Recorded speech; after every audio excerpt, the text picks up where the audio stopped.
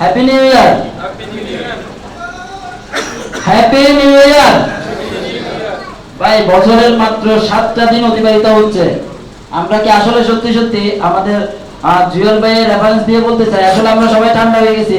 Happy new year, happy new year. ধন্যবাদ।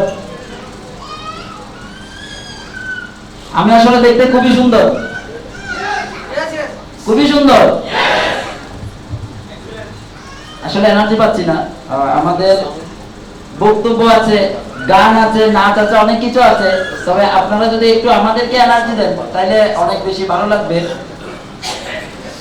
মহান সৃষ্টিকর্তাকে স্মরণ করছি, যিনি আমাকে এই দুনিয়া দেখার সুযোগ করে দিয়েছেন।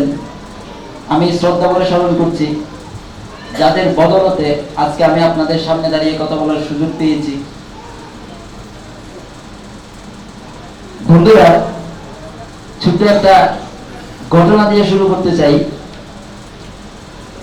আজকে থেকে ঠিক 2 বছর আগে আমার মোবাইলে একটা ফোন আসে, যে মোবাইলের ফোনটা আমার জীবন পরিবর্তনের জন্য সহযোগিতা করে। আজকে এক্সাম্পল আমার সত্য সবকিছু এখানে উপস্থিত আছে, ওই কারণে ঘটনাটা বলা। আমার মোবাইলে যেদিন ফোনটা আসে, বাংলাদেশের নতুন একটা কোম্পানির জন্ম হতে যাচ্ছে, আমার মোবাইলে একটা SMS আসে, আলহামদুলিল্লাহ মাই ড্রিম কোম্পানি ওপেনিং হতে যাচ্ছে। মজার ব্যাপার হচ্ছে ওই SMS-টা যখন আমার মোবাইলে আসে, আমি ভদ্রলোককে ফোন করে জানতে চাই যে আমি একটা SMS পেয়েছি ভাই, আসলে একটু কাইন্ডলি যদি আমাকে খুলে বলেন। তখন উনি আমাকে বললেন আসলে SMS এর বিষয়টা হচ্ছে এরকম, আমরা একটা কোম্পানি করতে যাচ্ছি, যে কোম্পানিটার সিস্টেম এই। মজার ব্যাপার হচ্ছে ঠিক যেদিন আমি ওনার সাথে ফোন করে কথা বলি, তার পরের দিনে আমি ওই মোবাইল নাম্বারটা আমার মোবাইল থেকে ডিলিট করে দিই।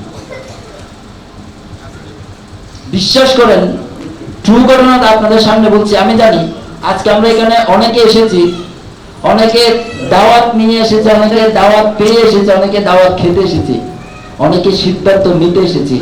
আমাদের জীবনে আজকের দিনটা টার্নিং পয়েন্ট হতে পারে, আমি বিশ্বাস করি। আমরা প্রত্যেকে বাংলাদেশের বিভিন্ন প্রান্ত থেকে এসেছি, অনেক কষ্ট করে আমাদের দামি সময়টুকু, আমাদের মূল্যবান সময়টুকু আমরা আজকে অতিক্রম করছি। আমাদের আজকের উপস্থিতি যাতে আমাদের আজকের অ্যাটেন্ডেন্সটা আমাদের যাতে জীবনের জন্য একটা মাইন্ড ফলক হয়ে দাঁড়ায়, আমি ওই কারণে ঘটনাটা বলছি। আমি নাম্বারটা ডিলিট করে দিই, ঠিক তার 15 দিন পরে আমার মোবাইলে ওই নাম্বার থেকে ফোন আসে।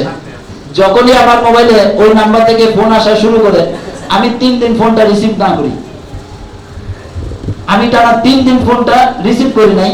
ঠিক তারও কিছুদিন পরে, 1 সপ্তাহ পরে আমি আবারও ফোন করি। আসলে কৌতূহল আছে, ইচ্ছা নেই। ঠিক আমরা এখানে অনেকে উপস্থিত আছি, আমাদের কৌতূহল আছে এক্সিলেন্ট কি করতে যাচ্ছে, এটা কিরকম কোম্পানি, বাংলাদেশের সর্বোচ্চ মানের হোটেলগুলোতে প্রোগ্রাম করে যাচ্ছে, বাংলাদেশের সর্বোচ্চ মানের সম্মানটুকু অনেককে দিয়ে যাচ্ছে। আমাদের কৌতূহল আছে, বাট আমাদের অনেকের ইচ্ছা নেই আসলে কাজটা করব কি করব না। এইভাবে করে কাজটা করতে গিয়ে একদিন আমি ওনার সাথে একাত্মতা পোষণ করি। উনি আমার সাথে বসে কথা বলবেন এবং আমি ঠিক তার সাথে কথা বলি। চট্টগ্রামে 2 ঘন্টা কথা বলি, যে 2 ঘন্টা আমার জীবনের জন্য টার্নিং পয়েন্ট হয়ে দাঁড়ায়। বন্ধুরা,